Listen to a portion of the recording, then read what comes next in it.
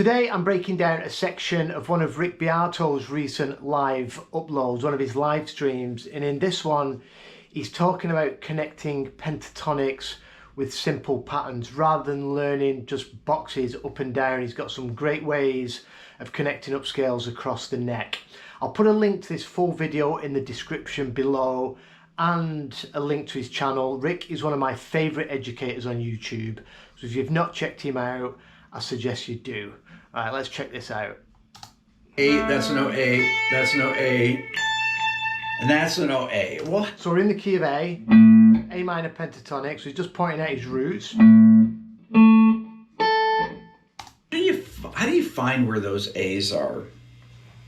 Well, once again, what I like to do is I like to take little fragments and connect them. So I might do something like this. If I'm going to learn these pentatonic scales, I'm going to look for, I'll take the first few notes of the scale. So I take the first note, really the second note, but it's first, the flat, third, fourth, and fifth. And then I go. So the move he does,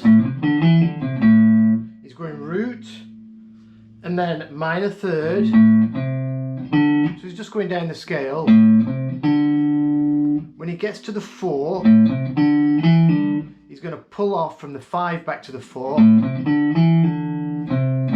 then goes back to the root. So he does this little run in this constellation of notes.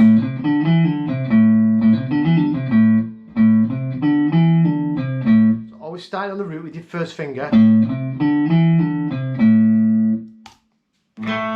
Up an octave. So then he moved up. Take your first finger and jump up an octave. You can do exactly the same shape. So you don't have to worry about the scale, you just know that it's the same shape.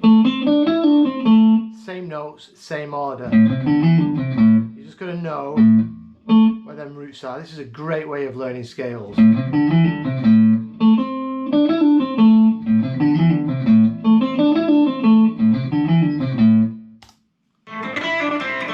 I play the exact shape.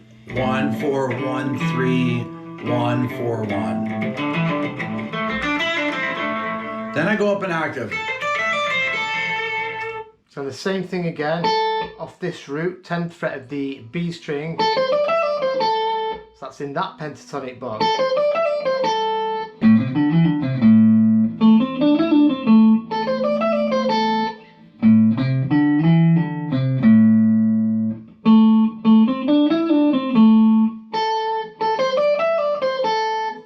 And I'll play the exact same thing up there because I start to recognize that that shape is all. So then he did it backwards. So you just do the same thing backwards. But we start and we finish on the root.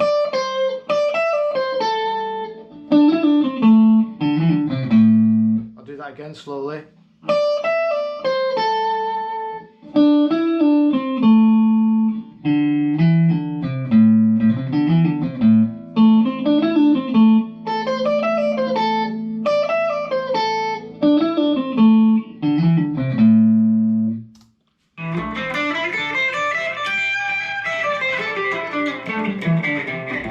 Is all over the fingerboard, and I start seeing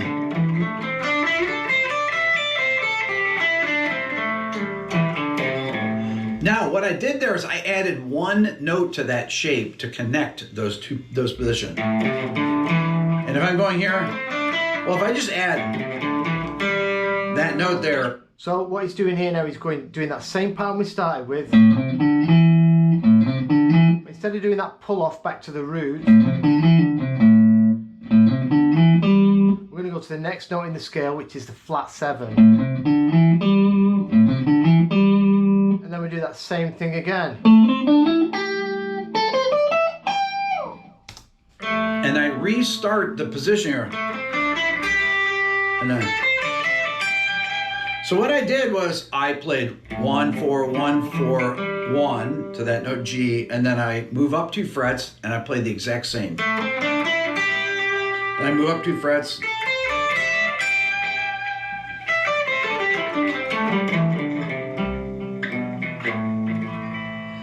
And that... So, down the pentatonic, root, minor third, 4, 5, 7, and then we just bring up our first finger and we restart that exact same scale.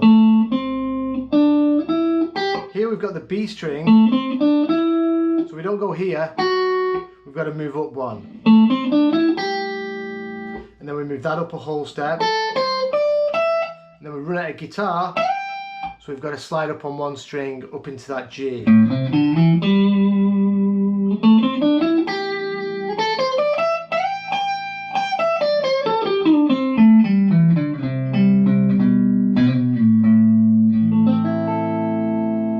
then he does this nice little run back down the pentatonic through box 4.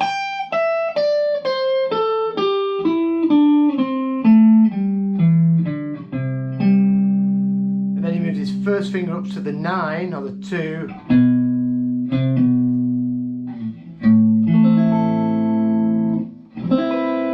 plays a nice A minor chord at the end. So then all them runs, the first one, you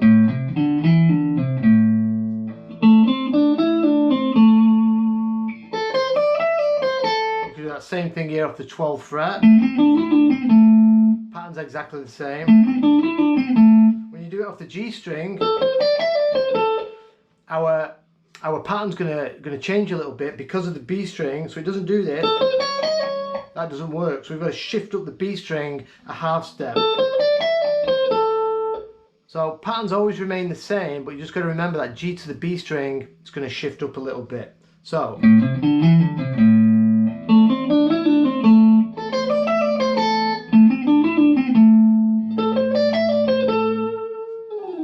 And then the run.